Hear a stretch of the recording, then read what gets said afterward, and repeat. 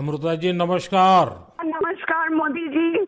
आपका बहुत आभारी हूँ। आप मुझे चांस दिए हैं लोगों की सेवा करने के लिए। हम 100% कोशिश करेंगे। आपका चुनाव अभियान कैसा चल रहा है? अभी तो हम निकले हैं तो एक बीजेपी को उनका पिता का देहांत हो गया। हम इधर ही आए हुए हैं तो अभी वापस जाके हम प्रचार में ही निकलेंगे। अमृता जी, आप महाराजा कृष्णराय चंद जी की विरासत को आगे ले जा रही है। एक बात आपको हम शेयर करना चाहेंगे। हम क्या कह सकते हैं? जी जी जरूर, मुझे अच्छा लगेगा। ये जो महाराजा कृष्णचंद्र का हम फैमिली है तो उसका भी ये लोग विरोध कर रहे हैं। क्या बोल रहे हैं कि वो ब्रिटिश के साथ साथ दिया था, फिर वो मैंने हम लोगों को गद्दार समझते हैं। क्यों किया वो नहीं बोल रहा है। इतना जमीन दान किया, इतना सब लोगों के लिए किया, भलाई के लिए किया, वो सब नहीं बोल रहे हैं। लेकिन क्या बोल रहे हैं, तो हम बोला कि क्यों किया ऐसा महाराजा कृष्णचंद्र। अगर नहीं करते तो हमारा सनातन धर्म तो पूरा खत्म हो जाता है कि नहीं। तो वो बात है, क्योंकि तब का वो जो नवाब थे सिराजुद्दौला, तो वो तो बहुत अत्याचारी भ्रष्टाचारी थे। तो उसीलिए उन्होंने तो अकेला नहीं किया, बहुत सारे राजाओं के मिलन हुआ, उसके बाद सभी ने किया। जगत सेठ भी थे और राजाओं थे। तो उसी सभी के मेहनत से ये काम सफल हुआ। तो अगर नहीं होता आज हम हिंदू नहीं रह पाते। हमारा भाषा दूसरा होता, हमारा वेशभूषा एकदम अलग होता और सभी अलग हो जाते। हम तो दूसरों के अधीन रहते ना, यही बात है। अमृता जी, बचपन में हमारे यहाँ हम लोगों को जो पढ़ाया जाता था उसमें कृष्णचंद्र राय की समाज सुधार का काम, बंगाल के विकास का काम, बंगाल के विकास के मॉडल, ये सब सुनने को मिलता था बचपन में। अब देखिए, ये वोट बैंक की राजनीति करने वाले लोग हैं तो बहुत ही अनाप शनाप आरोप लगाएंगे और 300 साल पहले की घटना निकालेंगे, 200 साल पहले की घटना निकालेंगे और बदनाम करने का प्रयास करेंगे। वे एकदम खुद सही बात अपने है। जो वर्तमान पाप है हाँ उसको छिपाने के लिए वो हाँ। ऐसी चीजें ढूंढते रहते हैं। लेकिन जब भगवान राम की बात आती है तो वो कहते हैं कि सबूत कहाँ है, इतनी हाँ पुरानी हाँ, बात क्यों सही बात। निकालते हो। सही बात। लेकिन जब कृष्णचंद्र राय की बात आती है तो वो तुरंत निकालते हैं। तो इस प्रकार हाँ से उनके दोगलापन होता है और आपको हाँ। इसका बिल्कुल मन में प्रेशर नहीं लेना चाहिए। नहीं आपने नहीं, हम तो लेते भी बंगाल नहीं है। का उज्जवल भविष्य और आपका हाँ स्वयं का जीवन भी लोगों के लिए रहा है हाँ जी। और आपके सामने बंगाल की विरासत को बचाने की भी चुनौती है। और एकदम आप इसे सही बात। कैसे देख रही हैं आप? हम पॉजिटिवली देख रहे हैं। हमारा लड़ाई जो है लोगों का सेवा के लिए है, करप्शन हटाने के लिए है और वंचित लोगों के उपकार में आने के लिए है।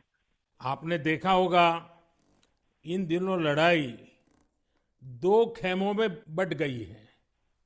एकदम। एक हमारा खेमा है जो इस देश से भ्रष्टाचार को मिटाने के लिए कदम उठा रहा है और दूसरा हमारे सामने वाला खेमा है, वो भ्रष्टाचारियों को बचाने के लिए इकट्ठे होना, एक दूसरे को बचाने के लिए लड़ाई लड़ना, आरोप करना और जिन्होंने पहले खुद ने आरोप किए थे वो भी उनको बचाने में लग गए हैं।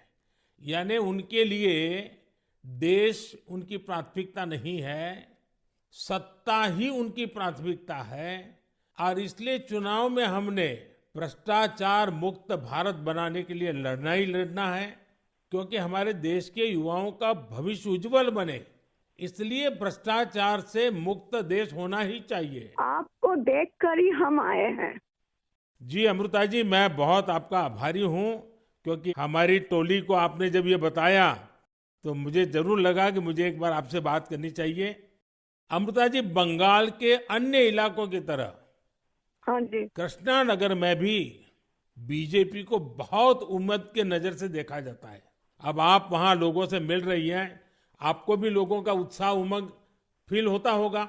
बहुत जनों ने बोला उन लोगों का डीए अटक गया। बहुत जनों ने बोला स्कूल में भर्ती कराने के लिए लाखों का पैसा चाहिए। बहुत जनों ने बोला हमको कि हमको बोला था कि घर देंगे, नहीं दिया। तो क्या बोले इसको। अमृता जी, मैं आपको एक बात बताता हूँ।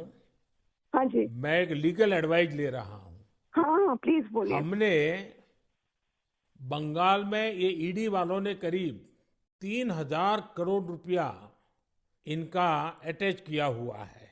अब ये पैसा गरीब आदमी का पैसा है। किसी ने शिक्षक होने के लिए पैसा दिया, किसी ने क्लार्क होने के लिए पैसा दिया।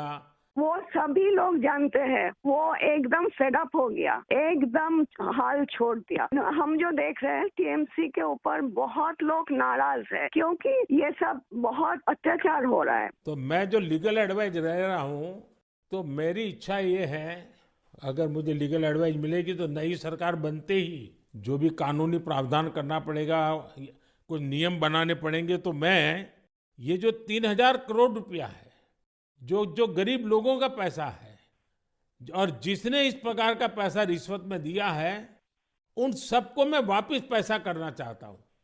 तो आप पब्लिक में जरूर बताइए कि मोदी जी से मेरी फोन पर बात हुई है और उन्होंने कहा है कि बंगाल के लोग विश्वास करें कि जो 3,000 करोड़ रुपए ईडी ने अटैच किया हुआ है, वो 3,000 करोड़ रुपया गरीबों का पैसा है बंगाल के, और वो उनको वापस देने के लिए कोई न कोई रास्ता मैं खोजूंगा। ये जरूर बताइए आप लोगों को। हम बोलेंगे।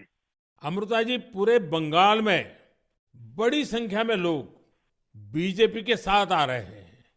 जब आप क्षेत्र के लोगों से बात करती है, वो क्या बात करते हैं? अपनी अपेक्षाएं आपको बताते हैं क्या? हाँ, बताते तो हैं। आपके कामों पे हमारा भरोसा है, ये सब बताते हैं।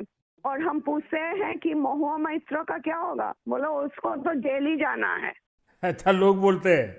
हाँ जी। अच्छा, ये मोदी की गारंटी को लेकर आपके लोकसभा के क्षेत्र में लोगों तक बात पहुंची है? हाँ हाँ, हम तो बोले हैं। तो बोला मोदी जी की तरह हमारा भी गारंटी है, हम जरूर कोशिश करेंगे आपका सेवा में आने का। अमृता जी, मुझे बहुत अच्छा लगा आपसे बात कर करके, और मुझे विश्वास है कि आप विजयी होकर के आपके परिवार की जो बंगाल की सेवा करने की परंपरा रही है, उस परंपरा को आप आगे बढ़ाएगी। आपने चांस दिया है, इसलिए हम आभारी हैं। आपने ये चांस मुझे सौंपा है। बस आप जीत करके आइए, हम मिलकर के बंगाल के लोगों की बहुत सेवा करेंगे। और आप भी जीतने के बाद पहले 100 दिन में कृष्णनगर में क्या करना है, उसका पूरा काम निकाल के रखिए। मैं पूरी तरह आपके साथ खड़ा रहूंगा, और उसमें से जो भी काम भारत सरकार को करने होंगे, वो तुरंत कराने का हम प्रयास करेंगे। आपका आशीर्वाद मुझे चाहिए बस। बस जनता का आशीर्वाद हम सबको चाहिए। जनता का आशीर्वाद ही हमारी सबसे बड़ी ताकत है। लेकिन आप मुझे गाइड करिए, ये हमारा रिक्वेस्ट है। नहीं, बिल्कुल हम संपर्क में रहेंगे, और मेरी आपको बहुत शुभकामनाएं हैं। बहुत बहुत धन्यवाद जी। नमस्कार।